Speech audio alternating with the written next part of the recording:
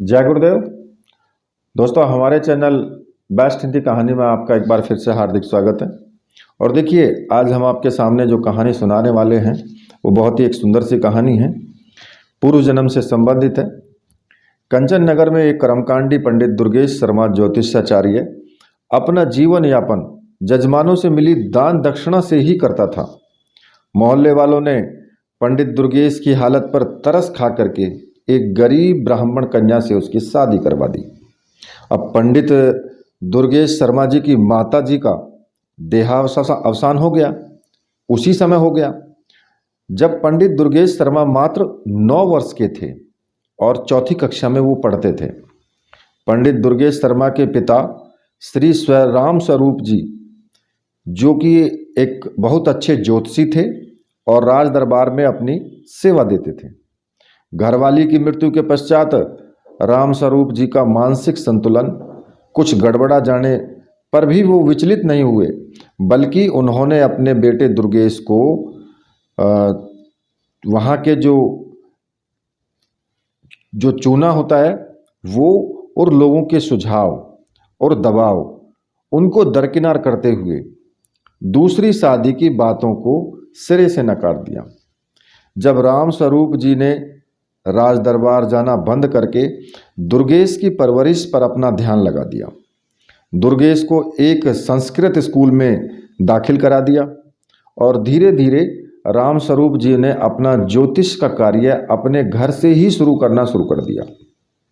साथ ही दुर्गेश भी कर्मकांड, हवन, पूजा विधि के अलावा जो है वो हस्तरेखा, भाग्य रेखा और अंक ज्योतिष की शिक्षा भी वो घर पर ही देते रहे उसको।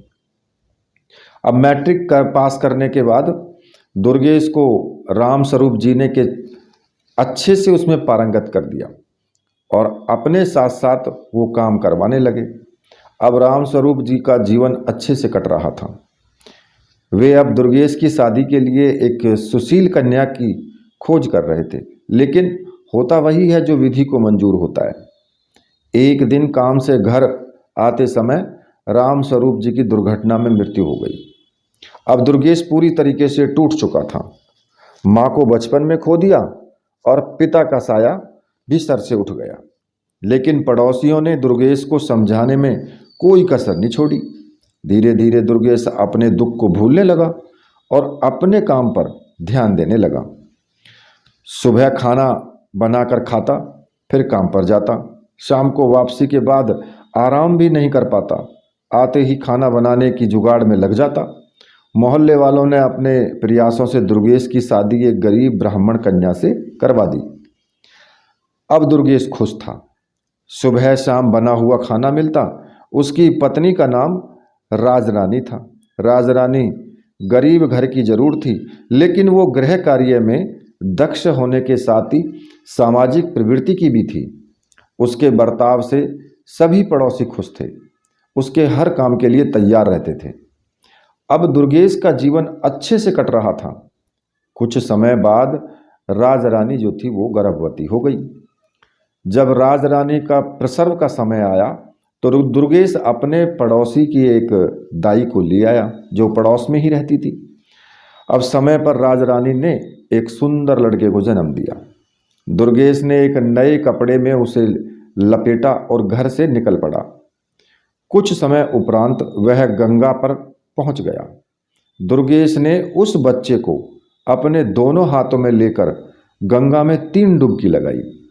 फिर दुर्गेश उसके सीधे कान में एक मंत्र पढ़कर फूंक मारी उसने, तो लड़के से दुर्गेश की बात होने लगी। दुर्गेश ने उस बच्चे से पूछा, बताओ आप मेरे कर्जदार हो या मैं आपका कर्जदार हूं, और कितना?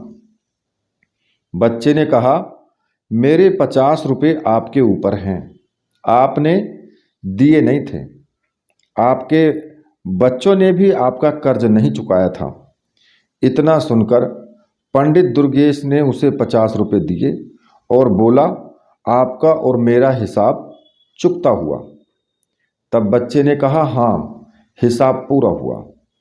यह बात सुनकर दुर्गेश ने कोई मंत्र पढ़ा और उसके उल्टे कान में फूंक मारी और उसे गंगा में प्रवाहित करके अपने घर आ गया।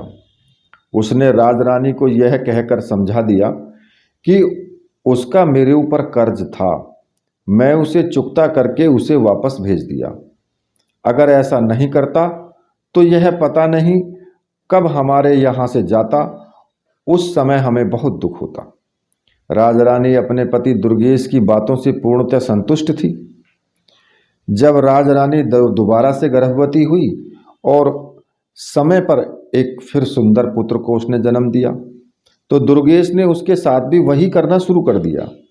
बच्चे को एक सफ़ेद कपड़े में लपेट करके वो चल पड़ा। गंगा किनारे घाट पर वो पहुंच गया।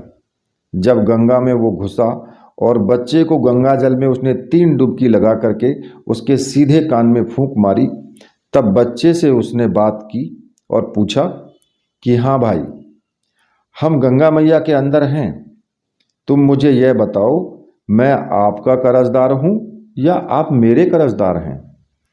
तब बच्चे ने कहा, आपका मेरे ऊपर 100 रुपये का कर्ज बकाया था। अब दुर्गेश ने उससे कहा, देखो भाई, हम गंगा जी में खड़े हैं और वचन देते हैं, आज से हमने आपको अपने कर्ज से मुक्त कर दिया। मेरा और आपका सब हिसाब बराबर है। ठीक है, बच्चे ने कहा, जब आप वचन दे रहे हैं तब ठीक है। अब इतना सुनकर दुर्गेश ने उसके उल्टे कान में फूंक मारी और बच्चे को पूर्व अवस्था में करके गंगा जी में ही प्रवाहित कर दिया। अब ये सब करके वापस जब घर पहुंचा तो उसने अपनी पत्नी राजरानी से बोला कि मुझे खाली हाथ देख बच्चे के बारे में जानने की आपकी इच्छा होगी तो सुनो, उस पर हमारे 100 रुपये कर्ज थे। हमने उसे गंगा पर वचन दे दिया कि उसे हमने ऋण मुक्त कर दिया। हम नहीं चाहते आगे चलकर वो हमें तड़फा कर जाए। राजरानी ने पूछा, ऐसा कैसे? दुर्गेश ने कहा कि जब से तुम मेरे घर आई हो, तुमने देखा है पंडिताई करके जो कुछ हमें मिलता है उससे वचन मात्र ही होती है, बचत नहीं होती है उससे, ठीक है, और जो होती भी है वो बहुत कम होती है। सो वह हमारे 100 रुपये जल्दी ही चुकता करके हमें रुला जाता और हम आजीवन उसी दुख में जीते। अब जब हमने उसे ऋण से मुक्त करके भेज दिया और अभी मोह भी नहीं है तो दुख कैसा? दुर्गेश की बातों को सुनकर राजरानी चुप हो गई। उसके पास उस समय और कोई विकल्प नहीं था। फिर भी राजरानी को बहुत दुख था। वह अपनी व्यथा किसी को नहीं कह सकती थी, लेकिन अंदर ही अंदर टूट रही थी। आज वो पहले जैसी हंसमुख नहीं रह गई थी। उसका कमल सा चेहरा मुरझाने लगा। सामाजिक होने के कारण लोगों को उसकी चिंता थी। एक दिन एक बुढ़िया ने, जो उसके पड़ोस की थी, उससे कारण जानना चाहा। राजरानी उस बुढ़िया को बहुत मानती थी, इसलिए उसके आग्रह को वो ठुकरा न सकी और अपनी बीती हुई सब बात उसको बता दी। बुढ़िया ने कहा कि देखो राजो, क्योंकि उस मोहल्ले की सभी औरतें राजो ही उसको कहती थी, यह भी नाम जो था उसे दुर्गेश ने ही दिया था, कि देखो राजो, हमारा राजा बहुत दयालु है, वो सभी की सुनता है। कल तुम मेरे साथ चलना और राजा को सब बताना। राजरानी ने उससे कहा, ठीक है माँ जी। अगले दिन जैसे ही दुर्गेश अपने काम पर गया, पड़ोसन बुढ़िया आ गई और उससे बोली कि राजो जल्दी चलो। राजरानी तो तैयार बैठी थी, उसके पास राज दरबार वो पहुंच गई। जब राजा ने उसकी सारी बातें ध्यान से सुनी तो बातें सुनकर राजा ने उस बुढ़िया से कहा कि अब यह जिम्मेदारी तुम्हारी है कि आगे जब इसके बच्चा होने को हो तब मुझे सूचना देना। और राजरानी से कहा, तुम भी भूल मत जाना, इस बुढ़िया को याद से मेरे पास भिजवा कर सूचना दे देना। इस आश्वासन के साथ दोनों अपने अपने घर आ गई, क्योंकि वो भी एक स्त्री थी और जब जब किसी का बच्चा इस तरीके से जाता है, उसकी कोख सूनी हो जाती है, तो उस पर जोर तो पड़ता ही है। अब राजरानी और बुढ़िया जो पड़ोसन थी, वो जो है राजा से आश्वासन मिलने के बाद वो निश्चिंत हो गई। बुढ़िया तो पूरी तरीके से आश्वस्त थी, लेकिन राजरानी अपने दोनों संतानों के बारे में सोचकर सिहर जाती थी, जिसका मुंह भी उसने अच्छी तरह से नहीं देखा था। पर पंडित दुर्गेश को कोई भी दुख नहीं था। वह जो कर रहा था अपने भविष्य को ही सोच करके कर रहा था। दुर्गेश ने अपने असीमित प्यार और स्नेह से राजरानी को महान दुख से उभार लिया था। अब दोनों में परस्पर प्रेम की धारा बहने लगी। इसका प्रताप यह हुआ कि राजरानी ने तीसरी बार गर्भ धारण किया। राजरानी ने अपनी पड़ोसी बुढ़िया के माध्यम से राजा को भी कहलवा दिया। राजा ने उसको समझा दिया, चिंता मत करना, जब प्रसव होने वाले हो तो मुझे सूचित कर देना, मैं सब कुछ अपने आप देख लूँगा। राजरानी खुश होने के साथ साथ पिछली यादों से परेशानियों के चलते पूर्णतः खुश नहीं रह पा रही थी। हर समय अपनी तीसरी संतान की चिंता में डूब जाती। तब समय समय पर आकर वह पड़ोसन बुढ़िया उसे समझा दिया करती। इस तरह धीरे धीरे गर्भावस्था पूर्ण हुई और प्रसव का समय आ गया। राजरानी ने दुर्गेश को कहा, आप पड़ोस वाली बुढ़िया माँ को मेरे पास छोड़कर दाई को बुला लाओ। दुर्गेश ने पड़ोस की बुढ़िया को राजरानी के पास छोड़कर दाई को बुलाने चला गया।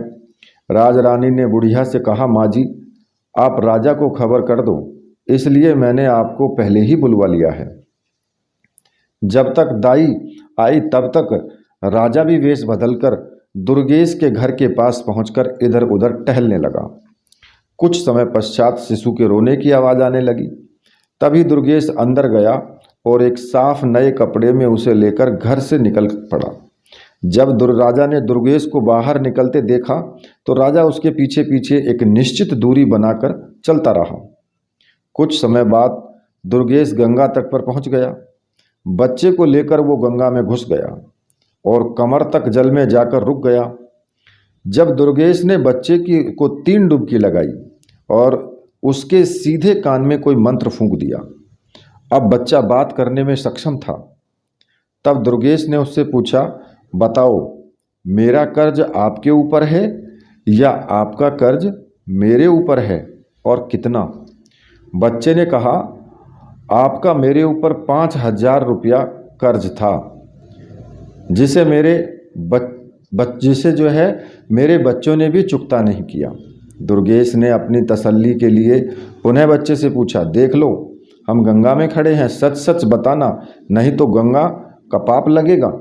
यह सुनकर बच्चे ने कहा, मैं सच कह रहा हूँ, मेरे ऊपर आपके 5,000 रुपये कर्ज हैं।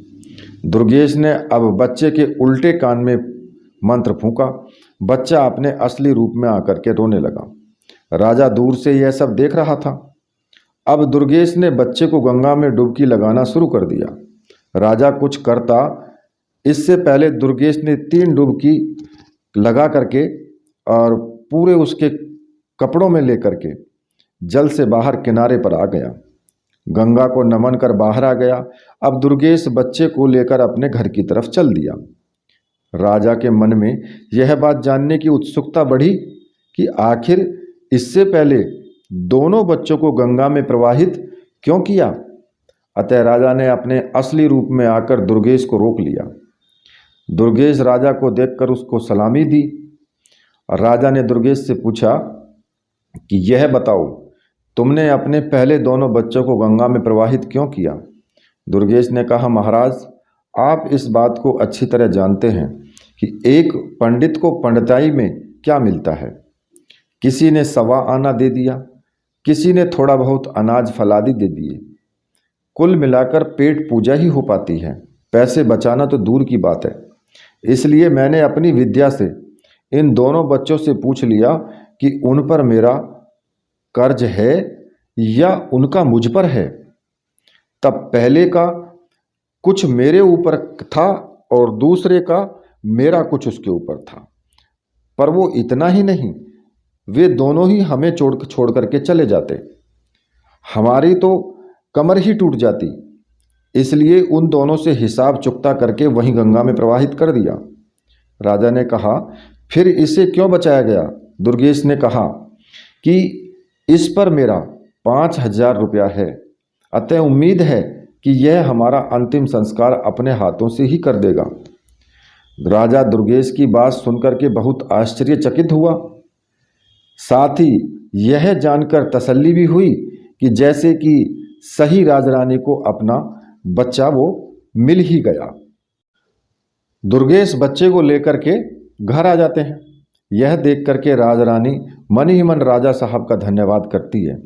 लेकिन जब दुर्गेश ने कहा कि यह लो, यह हमारा पूरा जीवन काट देगा और हमारा अंतिम संस्कार भी कर देगा। अब दुर्गेश के घर में खुशियां मनाई जा रही थी। दुर्गेश ने अपने सामर्थ्य के अनुसार एक प्रीत भोज की भी व्यवस्था की। दुर्गेश ने उसका नामकरण स्वयं किया। जन्म, ग्रह, नक्षत्र आदि के हिसाब से उसका नाम का प्रथम अक्षर जो था वो च था, अतः बच्चे का नाम चंद्र प्रकाश रखा गया। मेष राशि और अश्विनी नक्षत्र में जन्मे इस जातक की कुंडली बहुत ही भाग्यशाली थी। उसकी भाग्य रेखा भी बहुत प्रबल थी। उसके जीवन में धन अभाव तो था ही नहीं। चंद्र प्रकाश के जन्म के बाद से ही पंडित दुर्गेश के अच्छे दिन शुरू हो गए। पहले दुर्गेश को भरण पोषण के लिए भी काफ़ी मशक्कत करनी पड़ती थी, लेकिन अब उनका गुजारा अच्छे से हो रहा था। उसकी पढ़ताई अच्छे से चल रही थी। धीरे धीरे चंद्र प्रकाश भी चंद्रकलाओं की तरह ही दिन दूना रात चौगुना बढ़ने लगा। 5 वर्ष का होने को पर उसे एक संस्कृत विद्यालय में दाखिल कर दिया गया। चंद्र प्रकाश पढ़ने में बहुत ही तेज था। दुर्गेश शाम के समय अपना 1 घंटा बेटे को ज्योतिष सिखाने में लगाया करते थे। चंद्र प्रकाश की बुद्धि विलक्षण थी। उसे जो मंत्र बताए जाते उन्हें कंठस्थ करना उसके बाएं हाथ का खेल था। संस्कृत से प्रथमा करने तक उसने अपने पिता दुर्गेश से ज्योतिष में भी जो है पूर्ण दक्षता प्राप्त कर ली। चंद्र प्रकाश प्रथमा करने तक एक अच्छा जवान हो गया था। 14 वर्ष की उम्र में ही वो 18 का लगता था। दुर्गेश और राजरानी दोनों ही पुत्र को इस तरह बढ़ते हुए देख मन ही मन भगवान का शुक्र अदा करते थे। राजरानी जब भी पुत्र को निहारती राजा का धन्यवाद करना नहीं भूलती। उसे तो यह पता ही नहीं था कि इसमें राजा का कोई भी योगदान नहीं है।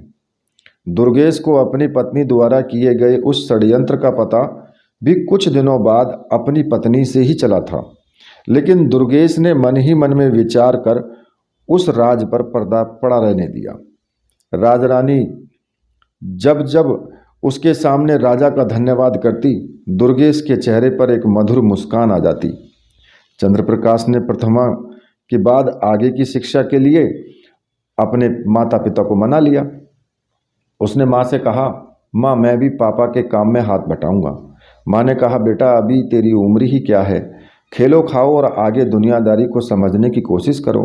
यह काम तो सारी उम्र ही करना है। इस पर चंद्रप्रकाश ने कहा कि माँ जब मैंने पढ़ताई ही करनी है तो बाद में ही क्यों, अभी से क्यों नहीं। विद्या तो कोई भी हो, उसे जितना उपयोग करोगे उसमें इजाफा ही होगा। तो माँ कल पूर्णिमा का दिन है, मैं भी कल से काम के लिए जाऊंगा। अब राजरानी मन ही मन बहुत खुश हो रही थी। चलो अब इसके घर 2 कमाने वाले हो जाएंगे। थोड़ा पैसा इकट्ठा करके हम अपने चंद्रप्रकाश की शादी कर लेंगे और मज़े से उसकी दुनिया में रम जाएंगे।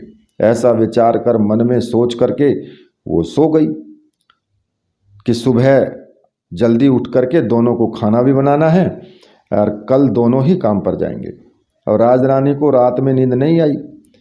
सोचने में ही वो करवट बदलते बदलते परेशान हो गई और सुबह जल्दी ही वो जगकर रसोई का काम निपटा कर स्नान ध्यान आदि कर खाना बना दिया और अब वो निश्चिंत होकर के चारपाई पर लेट गई। सारी रात सो भी नहीं पाई थी, अतः वह निश्चिंतता के साथ लेटी थी तो उसे जल्दी ही नींद भी आ गई। सुबह दुर्गेश जब अपने समय पर उठे तो उन्होंने देखा कि श्रीमती जी तो सो रही हैं। तो वह किसी अनहोनी की चिंता में डूब गए और सबसे पहले उसे ही जाकर पूछा, अरे ओ भाग्यवान, तबीयत तो ठीक है? कहते हुए उसके माथे को छू कर देखा।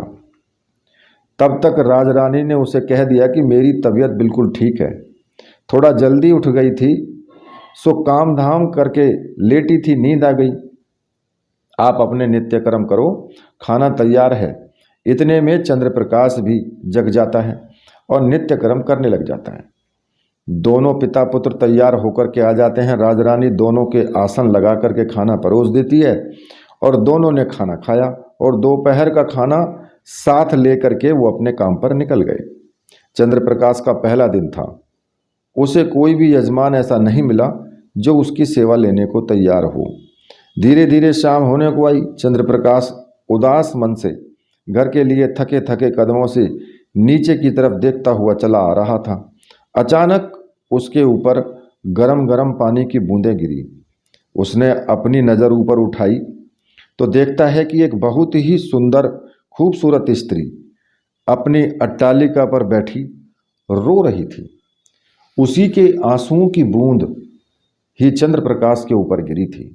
चंद्रप्रकाश रुक जाता है और उससे पूछने लगता है कि बहन, आपको क्या दुख है? मुझे बताओ, हो सकता है मैं कोई आपको उपाय बता दूं। ऊपर से उस स्त्री ने देखा कि एक नौजवान तिलक छापे हुए राम नाम का पीताम्बर ओढ़े हुए नीचे खड़ा है। वो बहुत बड़ा पंडित लग रहा था। उसे देखकर ऐसा लग रहा था कि मानो अभी अभी काशी से आ रहा हो। उसने उसे कहा कि तेरे जैसे कितने आए और ठग कर चले गए, मेरा तो विश्वास ही उठ गया है तुम्हारे जैसे ढोंगी पंडितों से। इतना सुनकर चंद्रप्रकाश बहुत ही विचलित हुआ और मन में विचार किया कि मुझे इस महिला से कुछ ना मिले, फिर भी मैं इसकी परेशानी का कारण जानकर उसका समाधान अवश्य बताऊंगा। उधर से महिला ने कहा कि मैं तुझे कोई पैसा या दक्षिणा देने वाली नहीं। चंद्रप्रकाश ने कहा, माता नीचे आ जाओ, अपना हाथ दिखाओ और समस्या बताओ क्या है। वह स्त्री नीचे आ जाती है और कहती है, सुनो, मैं पहले ही बता देती हूँ, कोई दान दक्षिणा देने वाली नहीं। बाद में तुम दक्षिणा के लिए मेरे नाम पर ठगना चाहो मुझे। तो चंद्रप्रकाश ने कहा कि बहन, मैं कोई ढोंगी नहीं हूँ। इसी शहर का निवासी पंडित दुर्गेश शर्मा का पुत्र चंद्रप्रकाश ज्योतिषी हूँ। मोहल्ला शुक्लयाने में रहता हूँ। इससे ज़्यादा अपना कोई सबूत नहीं दे सकता। दूसरी बात, मैं आपका रोना देख दुखी हुआ था, इसलिए पूछ लिया। अब आपकी मर्जी है, जानना चाहती हो या नहीं। यह स्त्री बोली, ठीक है, तुम जो भी हो, इतना समझ लो कि तुम्हें पैसा देने वाली नहीं हूँ। चंद्रप्रकाश ने कहा, ठीक है, मैं पैसे कम मांग रहा हूँ तुमसे।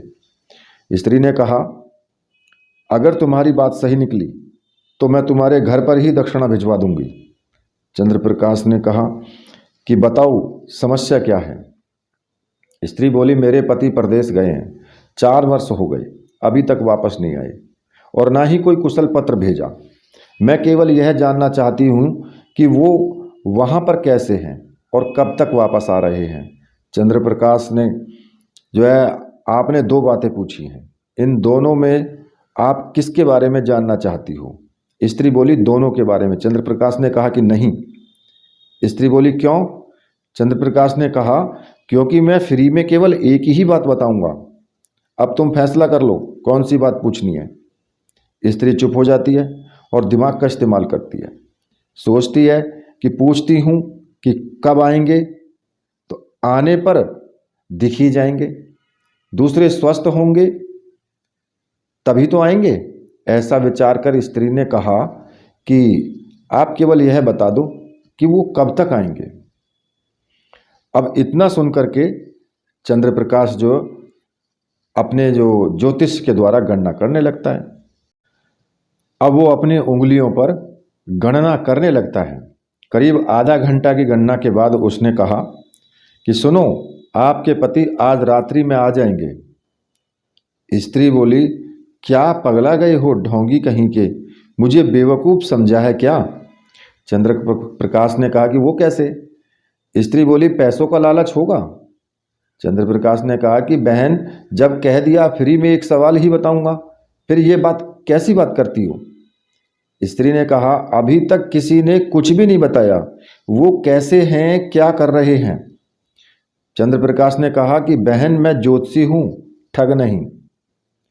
अब तक आपको आपका जो है ठगों से पाला पड़ा है, मैं अपनी विद्या के अनुसार बता रहा हूँ।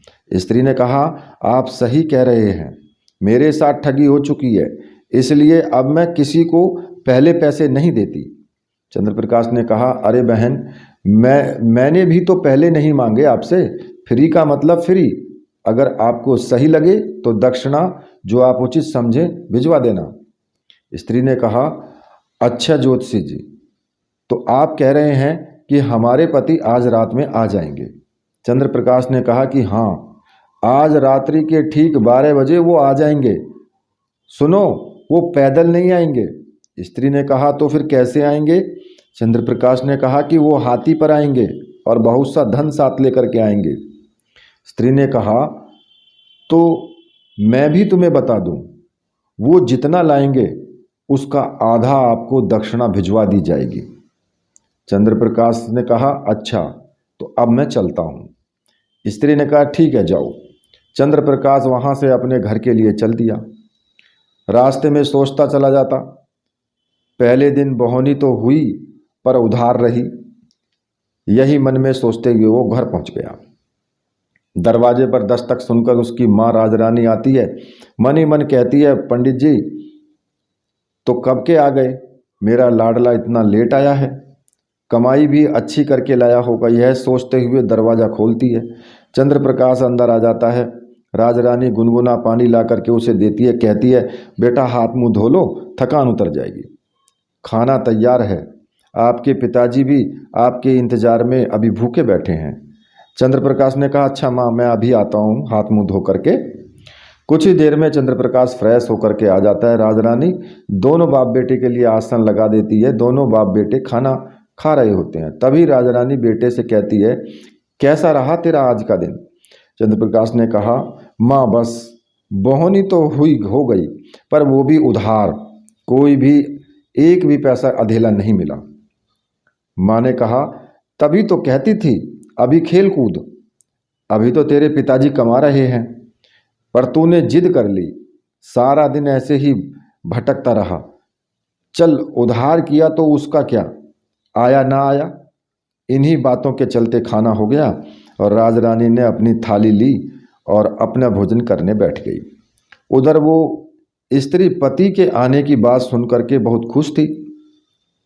उसने अपने पति के लिए बहुत तरह के व्यंजन तैयार किए थे और अपने बिस्तर पर लेटकर पति का इंतजार करने लगी। तभी घड़ी की घंटा बजने लगा। वो स्त्री उसे गिन रही थी, 1 2 3 4 5 6 7 8। अरे अभी तो 8 ही बजे हैं, अभी तो 4 घंटे बाकी हैं। लेटे लेटे अपने मन में बहुत सी बातें वो घुमा रही थी। वह सोचती, कहीं वो ज्योतिषी ढोंगी तो नहीं है। फिर खुद ही जवाब देती कि नहीं, वो ढोंगी नहीं है, उसने कोई पैसा नहीं लिया, और फिर झूठ से उसे क्या फ़ायदा। कभी मन में विचार करती कि कहीं ऐसा तो नहीं कि वह कोई बदमाश हो और रात के अंधेरे में ठीक 12 बजे आकर हमें लूटना चाहता हो। इन्हीं विचारों में घड़ी ने आधे घंटे की 1 घंटी बजाई। अब वह बोली, अभी तो 8:30 ही बजे हैं, ये सर्दी की रात भी न जाने कितनी लंबी क्यों होती है। उठकर खड़ी हो गई और पानी पीकर अपना गला तर करती है। सर्दी में भी उसका गला फालतू की बातें सोचने से सूख रहा था। पानी पीकर बालकनी में चहलकदमी वो करने लगी। इतने में घड़ी फिर बजने लगी। वो गिनती है, 9 अब की बार बजे। फिर वो पलंग पर औंधी लेट जाती है और कसती है कि ये इंतजार की घड़ियां इतनी लंबी क्यों होती हैं। इस बार वो सोचती है, यदि वास्तव में वो ज्योतिषी है और उसकी बात सही है तो मैं अपने पति को उसके घर भेजकर जो कमा कर लाए हैं उसका आधा हिस्सा बतौर दक्षिणा दिलवा दूंगी। यही सब सोचते उसे नींद लग गई। अब वो सो जाती है। जब नींद खुलती है तो परेशान हो जाती है।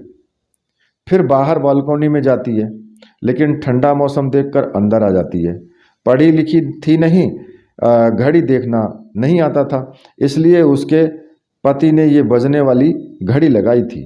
अभी वो पलंग पर बैठी थी कि घड़ी बज रही थी। वो गिनने लगी।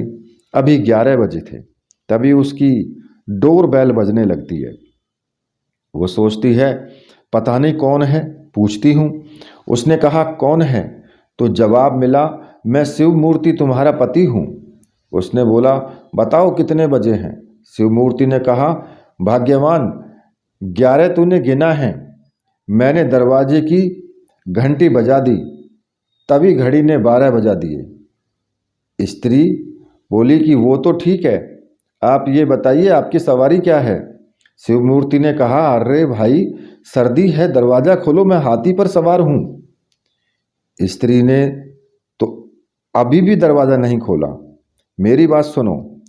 शिवमूर्ति ने कहा, अब तुम्हारी ही तो सुनूंगा, सर्दी बहुत है, दरवाजा खोलो।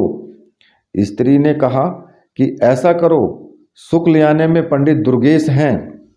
शिवमूर्ति ने बोला कि हाँ है न, हमारे पुराने कर्मकांडी पंडित हैं। स्त्री ने कहा, तो उनके घर जाओ और आप जो भी कमा के लाए हो उसका ठीक आधा उनको देकर आओ, और उन्हें कहना कि यह आपके बेटे चंद्रप्रकाश की दक्षिणा है जो मेरी बीवी ने उधार की है। शिवमूर्ति ने कहा कि अभी रात में क्या फ़ायदा, सुबह दे आऊँगा। स्त्री बोली, नहीं, मैंने वचन दिया है, उसे निभाना पड़ेगा, जाओ जल्दी देकर आओ। शिवमूर्ति बोले, ठीक है बाबा, कहकर वो चल पड़ता है। सुख ले आने में दुर्गेश के घर दस्तक देता है। वहाँ राजा रानी दरवाज़ा खोलती है, कहती है, किससे काम है, सुबह आना। तब शिवमूर्ति ने कहा, आपके बेटे की दक्षिणा उधार थी, वो ले लो, कोई थाली या परात ले आओ। पंडिताइन परात लेकर के रखती है। वह एक थैली मुद्रा गिरा देता है और यह कहकर कि यह दक्षिणा जो उधार थी। राजरानी ने अवत अपनी दक्षिणा में इतनी मुद्रा कभी देखी नहीं थी। उसकी आंखें चौंधिया जाती हैं।